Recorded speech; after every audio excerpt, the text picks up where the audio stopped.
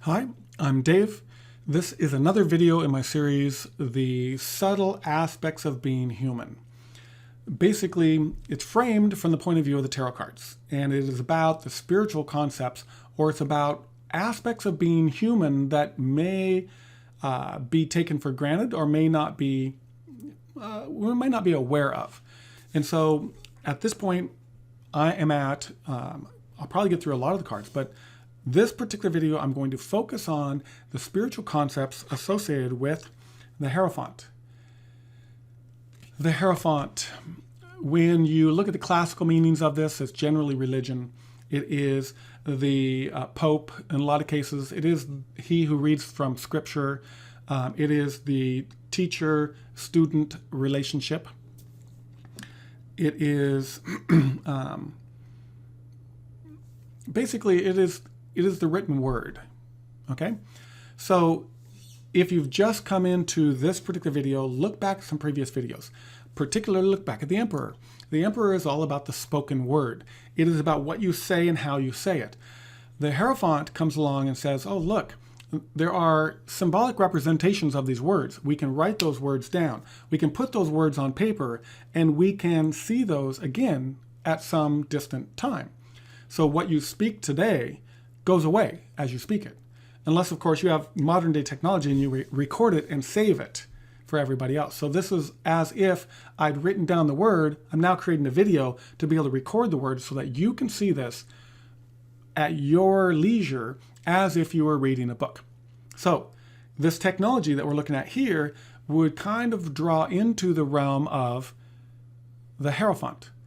Now, classically, because the cards go back a ways, it tends to look at the written word. And so it is classic on the card that you have the Pope reading Scripture to his audience, okay? And a lot of cards will have the people facing the Pope rather than away. On my card, I turned them away because I wanted to show the keys there. But on another version, I might draw them the other way because the card's going to represent the interaction of people to people. It is basically the fact that there's teachers that have come along before us that now, today, we can look at what they said, what they wrote, how they did things, and we can believe what they have to say. The Hierophant is about our belief system. It's about the belief system. How do you get a belief system? Well, what is believing? Believing is when you haven't done the research yourself to know it, but somebody else might tell you, or there may be an environment set up to make you assume that something behaves a particular way. Okay, but you don't have the actual experience with it. So when you think about the experience, you look back to the Magician card. The Magician card says, look, your desire is going to draw you to make a choice. You're going to go get experience. The Fool is on the journey to get this experience. The Seer is there with the understanding, that knowing inside. There's no words associated with it. Okay, the natural cycles of things are something that we can experience. We can see that happen. We can be there. We can interact with it. You can put the plant in the ground. So when you think about the Empress, you put the plant in the ground, you watch it grow. Well, humans have the ability to believe what somebody else says. Okay, is it the truth? Or is it not the truth?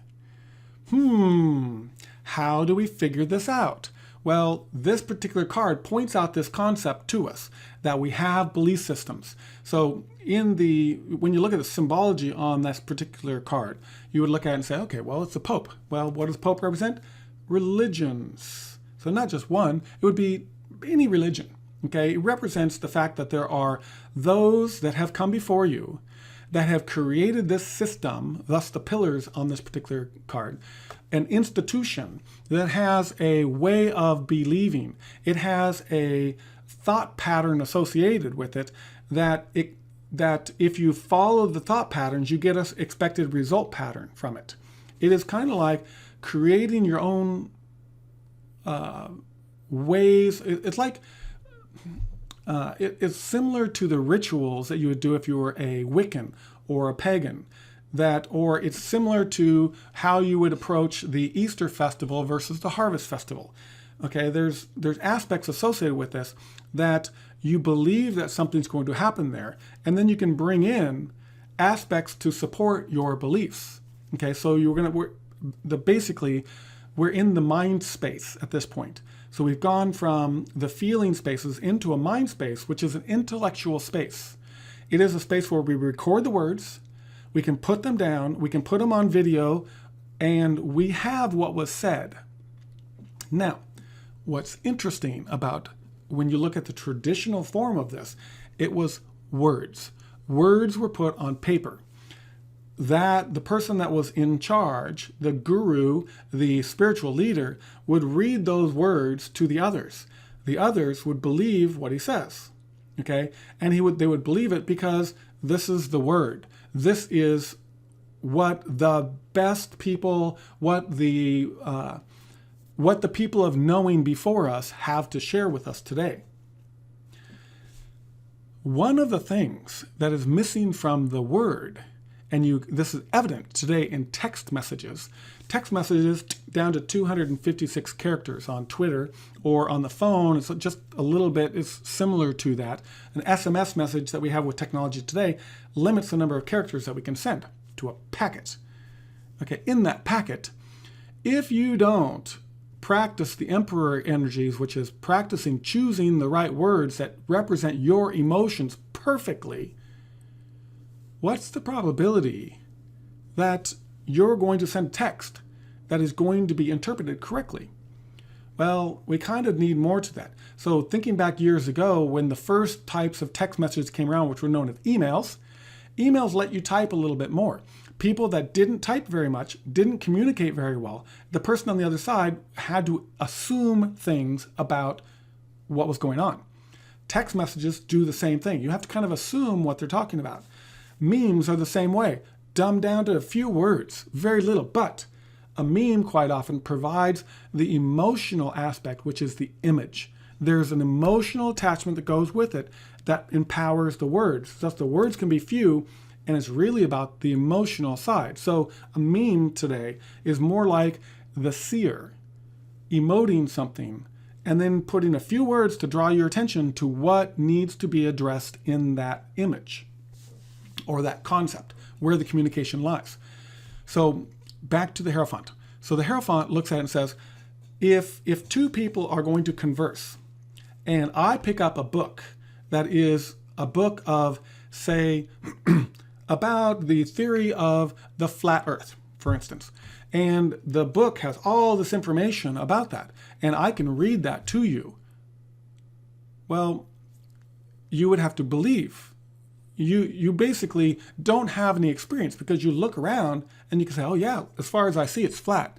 Pretty much the sky's overhead. There's a whole bunch of different things that you can associate to what those words say about that condition, whatever that condition is. And then you can believe that or not. Like, does the earth grow? Is the earth alive? People can come along and give you concepts with regards to a growing earth or a living earth. How would you validate that? Well, if they were to tell you this, then when they tell you that, are the words aligned with the emotions? Do they believe what they're reading? Now, a good actor would act that. They would pretend to be that. They would emote with the words that they're doing. So you get people in positions of power that are really good at acting. They will generate the emotion within themselves, just like singing a song, when they read the words that they want you to believe. They want you to feel. They want you to feel that. They want to see the alignment of the words has the emotional alignment along with the words themselves. Okay? So that gets conveyed to you from the teacher, whoever that teacher is. It's from the other person. The Hierophant is here to tell us that there's other people that are here to tell us things. It builds a belief system. That belief system, if you, as you develop your own belief systems, you get to feel the emotion that goes along with it. You get to find out as you speak those words, as you say them, does the emotion within your inner being align to those words? Are you seeing it the way you're saying it? In other words, if you were to preach that, the leaves on trees are blue, well, anybody out there can validate that by their own experience, because they are going to look at it and say, well, I can see that the leaves of the trees are radiating something. But what my belief system is that the trees fall into the green aspect of the rainbow. So everybody in our collective belief system gets to see things that we've all taught each other over time. So the Hierophant is there to show us that there are teachers that teach us things. Do we believe those? It's kind of like looking at the Four Agreements, that there's a aspect of the Four Agreements that you got to be careful what you say to others because they may believe you. In other words, don't want to take things personal with regards to what other people are saying, because if you do, you may be triggered emotionally with regards to what they said, but it wasn't meant that way. So I guess where I was going with that one is that there are, we'll let that go. The teachers that are around us are teaching us things all the time. When they teach us things, it creates a collective. Thus, the person, the Hierophant that's on the card, grabs from a book on the bookshelf, and there's thousands of books. There's all different perspectives.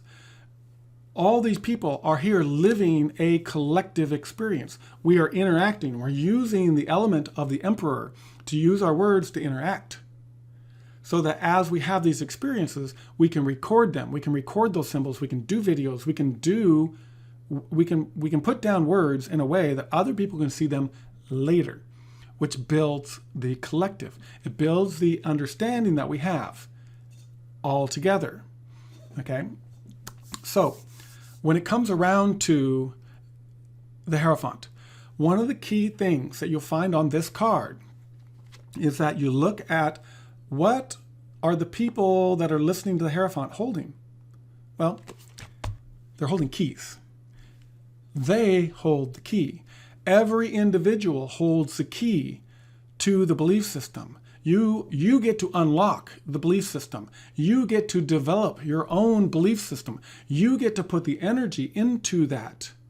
You get to choose. You hold the key to it. You get to unlock what the main purpose of this all is. It's your experience. Other people can tell you things, but you have to unlock it. Somebody can come along and say humans can fly, but until you unlock that concept, you may be in a belief system that doesn't believe that people can fly. Okay, and so you hold the key. You get to do the work. You have to provide your own awareness into the situation, or else you become the fool who is the subconscious believer of something that you haven't put any awareness into. You have to put awareness into understanding what other people are saying. What am I saying to you? Do you understand this concept? Have you experienced this concept? When you look at your own belief system, what have people told you? What do they believe? It's amazing what they can say, and they can honestly believe, and they're willing to die for the cause, whatever that cause is. But do you see it as the truth? Do you unlock it as the truth? That's part of the belief system. You will know it's the truth when everything comes together. You can feel it, you can sense it, you've experienced it, you know it. The Hierophant is here to show us that there are people in our environment that are going to talk to us. They're going to explain a situation. They're going to provide their argument. They're going to provide their evidence. They're going to try to persuade you into understanding their belief system. So, this is kind of a ritual thing too. So when people understand, or when people believe something, they give it energy because you interact with it. You've brought that into your own being, and now it's part of you. You now identify with that belief system. you're going to support it in different ways. You're going to behave that way. You're going to act that way. You're going to basically say, I believe that there's a killer pandemic going on, and so I will wear a mask. You fall into the aspect of following what those have told you. If you haven't done your awareness to understand that, yes, there really is a killer pandemic. Yes, I'm going to wear my mask because I know what it does for me. Okay? Or discovering that, hey, if I wear a mask, I'm not subject to the killer pandemic. Okay, so if you approach it from a different perspective, where you realize it, you experience it yourself, you see it differently than when you're told something. So, one of the key things that we have to be able to look at here is we have to find alignment. We have to look at our belief system. Our belief system can be challenged. In today's age, today is June 8th, 2020. Think about what's happening today. People's belief systems are being challenged, particularly with regards to the word, particularly regards to what you're being told. Typically, this will show up in the word, it'll show up in the video, it'll show up in all these different forms of communication where they mix together the image that creates the emotional aspect of the words that are dubbed over the top of it or talked over the top of it. So here, it is a very powerful tool to be able to persuade somebody into believing something that may have been staged. The Hierophant is telling us to be careful about that. We need to do our own research. We need to look into it and find out, is this aligned with our own experiences? Can we validate this belief system, whatever it is? Can we validate it? We need to do that. It's important to do. So as we do that, there's techniques for doing that. And I'm going to get into those in the next videos. Before you go, like and comment so other people can find this content too. If you think you might be coming back, feel free to subscribe. I don't put out a lot of content, and you'll be able to easily find my channel again. Also, don't forget about the website. It is a tool for you. Registering and logging in is free, and it gets you all the information about all of my cards. Or if you're feeling courageous, maybe even purchase a tarot card reading.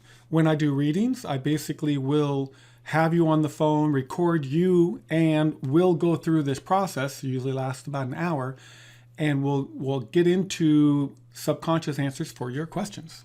Another way of helping me out is to share one of my videos on your social media. Any way that you can get my information out so that it can help more people, because the information is already there. Another way you can support me is to buy my children's book, A Loving Saint, Sai Baba. I was the illustrator. I work with Arthi as the author on this book. You can find it on Amazon. And thank you for the support. May these videos find you happy and healthy.